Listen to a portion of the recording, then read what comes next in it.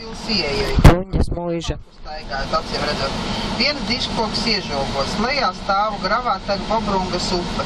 Aiz tās kādreiz bija ierīkota aizprostu kaskāde. Daļa vecie koki ir iznīkuši, bet alejas dažādos laikos ir atjaunots un joprojām ir iespējams pastaigāties pa ēnainiem celiņiem. Lielajā parkā ir vairāki dīķi. Pilī ilgus gadus restaurē. Mēs jau, principā, varētu braukt, ne? Jā. 1989. gadā uz pils jumta atgriezās restaurētās skulptūras, ko mēs redzam, jā?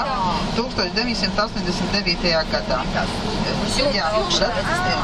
Interjeris nesot atjaunots, bet tā ir 2000. gada informācija, tā kā iespējams, ka tur viss ir mainījies.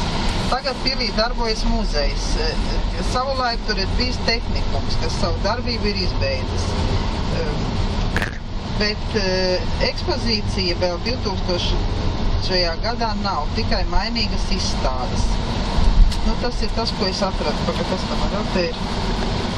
Oginska muižas interjera darbu, bet tas, laikam, ir muzejs Alka, kas ir Telšos, ja? Ir tāds, Iga?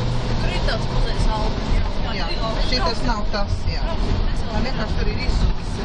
Tas